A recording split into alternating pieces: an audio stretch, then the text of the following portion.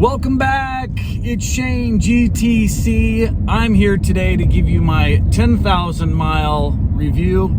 For those purists and type A personalities actually out there, it's 10,000 and now 31 miles on my Toyota Camry 2023 XSE V6. Let's get into it.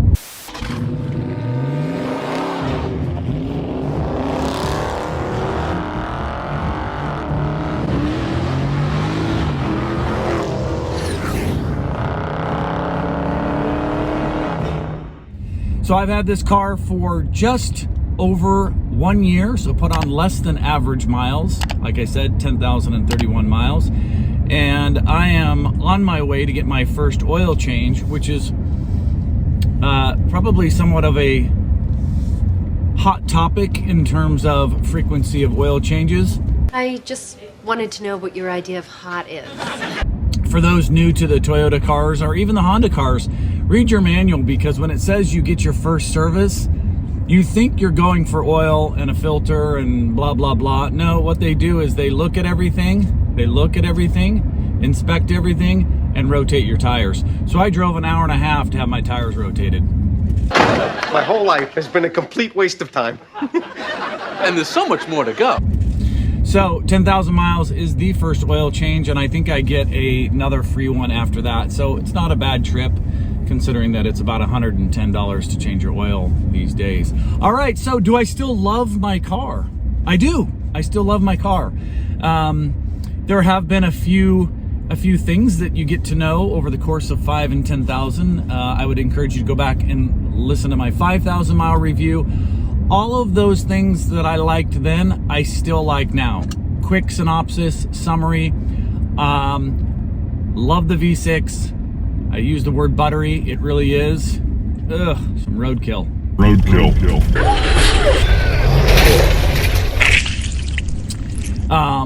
Love how quiet the cabin is. It's smooth, it's quiet, it's comfortable. It is a great daily driver.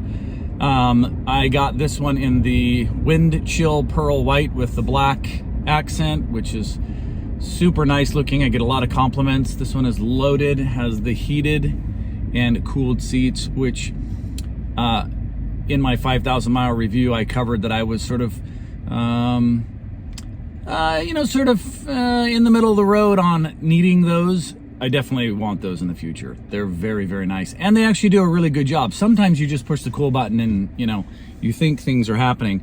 This one definitely chills your backside, so it does a good job. I also have the heated steering wheel, panoramic sunroof, which I'm not a big sunroof guy. I've probably opened it once, and I don't think I've opened it the whole way. I just don't find utility in that. And with my short 10-minute drive every day, not sure it's worth it for, 6 minutes of sunshine coming through. So, gripes include the seating position.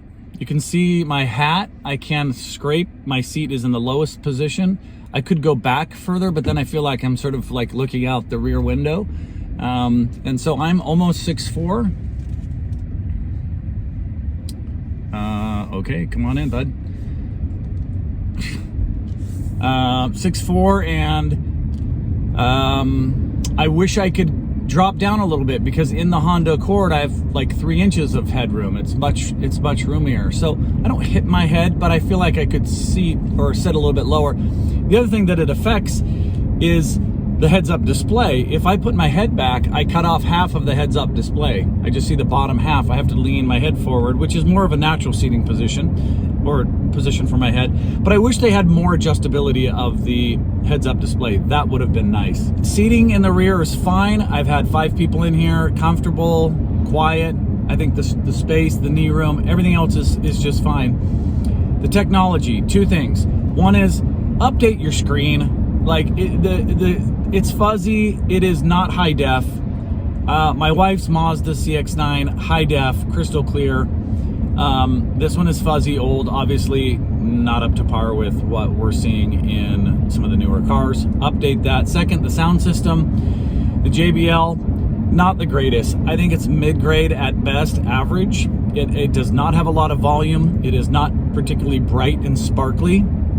I've been sort of an audiophile for a very long time. So even with the treble turned up and everything else sort of flat, it's okay. You really have to crank up the dial to get the volume that you want. And then of course I'm upset because the subwoofer rattles the rear deck lid, and I've had to stuff some foam back there. And I just think that if you pay $43,000 for a car, you shouldn't have to do that. So those are minuses on that. If you have the same comment, and maybe it doesn't bother you guys, maybe you like a little rattle or something back there, but to me, I don't think it should be rattling the deck hood.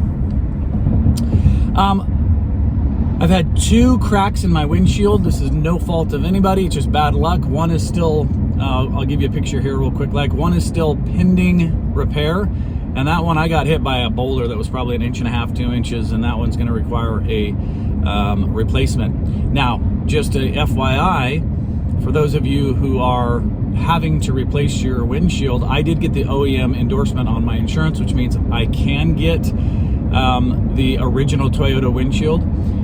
It was quoted at $2,000, but my deductible is $1,000, so I'm paying $1,000. If I didn't do the OEM and I did a aftermarket, it's about $890. So it's about a $100 difference, and that's through Safelite, I think, and that's okay to shout them out. But they're going to come and repair that. But that's a big chunk of change.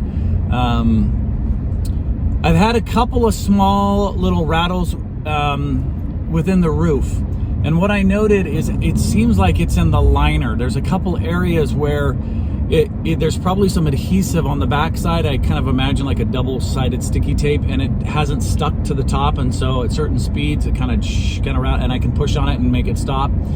It hasn't been bad. Do I want to go and repair that? No. I mean, cars are not perfect. You're going to get stuff like this. It's just the way it is. But all in all, I give it a 9 out of 10 for the cabin amenities, the quietness at cruising speeds, comfort. Everything works great. I can reach it. It's just fine. So I really like that a lot.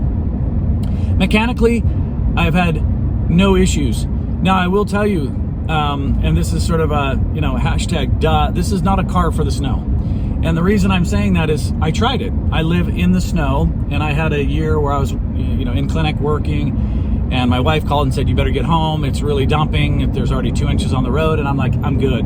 I did this before, front wheel drive. I can usually kind of snake my way through, and I got stuck, and every light on the dash came on. And by the time I was done and I was able to sort of squirrel my way into the, sort of the side of the road, it said, see your dealer and blah, blah, blah. And it was like, I thought I killed the car. I was like, I think snow got up in all the brakes and sensors and, whatever.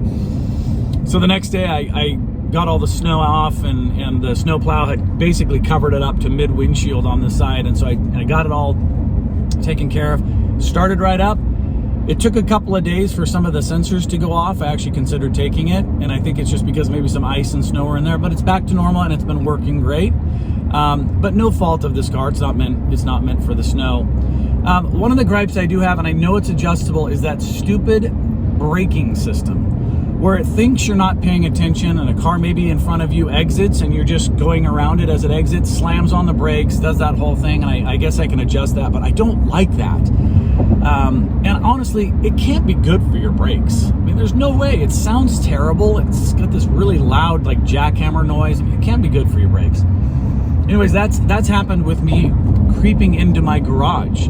It'll be like beep, beep, beep, beep, beep, and I'm like, I'm on it. I'm going like 2 miles an hour, and it'll be like, burn, it'll put the brakes on for me as if it thinks I'm going to run through my garage wall. I'm a little stressed. Oh, I'm stressed. Lights are great at night, super bright LEDs. In terms of what ride quality, it's plush, it's comfortable, it's kind of that sweet spot. It does get a bit rolly in the curves. And while I'm sort of on to that, we'll talk about engine performance. It's a bit lazy, even in sport, in terms of shifting. So I'll be cruising along and I'll watch the RPMs, or the speed, sorry. I'll watch the speed sort of fall with my foot at the pedal, and I'll kind of push a little bit more, and they're falling and falling and falling, and then it'll kind of like kick back up. But it's anxious to sort of get back in that gear again. So it'll bring me back up to speed, but then it just kind of goes right back to it. And so I have to kind of work a little bit, and I wish it would just stay in that higher gear. So I put it over into sport, and I use the paddle shifters and kind of coax it along that way. But it seems to be a little bit lazy in terms of searching for some gears. But in terms of acceleration, it does have a goofy gear ratio, but it's quick enough. It's got plenty of power. It's not as snappy and as responsive as, say, the Honda Accord 2-liter turbo, but the downside to the 2-liter turbo is it's much noisier and sort of brash and a little bit harsher. But that car, you can feel it. It gets up and rips with little delay. And this does have some lag at the lower end, which you would expect from a naturally aspirated motor.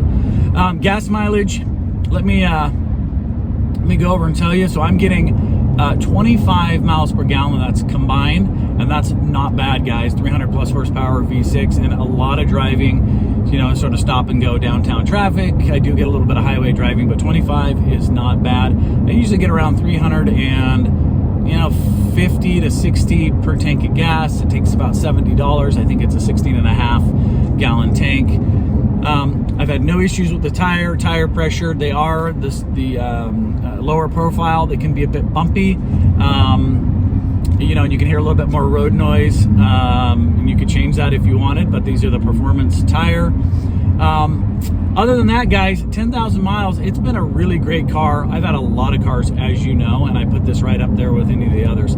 So a little teaser, I don't know how long I'm going to keep this. In my other videos, I said, I hope to enjoy it for many, many years. What's changed is I moved, and I now own a home on a larger piece of property, and I'm sure you're gonna kind of know where I'm going with this, but I find myself doing a lot of trips to the dump and to Lowe's and to, you know, doing projects, and I am without a truck. So there may be a truck coming in my future. We'll keep you posted. But all in all, if I were to give this a rating, I'd say this is an 8.5 out of 10. You know, the 10, what is a 10, right? I mean, I don't know if I've ever driven a 10 car, because then you drive a 10 car and you drive something better and you're like, well, that's a 10. So an 8.5 is a really good score. I put it right up there with my BMW 340i in just an all-around car. Of course, that car much better in terms of performance, but an 8.5 I think is a fair score for the Toyota Camry. Great resale. I wish the service was closer. It's an hour away, but that's a choice I made. I also wish that maybe they had a little bit slighter exhaust note, or maybe an exhaust note. It's pretty quiet. That would be kind of cool. But it's not a sports car. See my other video for that one. All right, guys. So that's it. All in all, I hope this is helpful for you guys that are shopping either used or new for the Toyota Camry. And I hope all those Camry drivers out there are enjoying your car. I appreciate you tuning in. And until next time, this is Shane, GTC. Take care.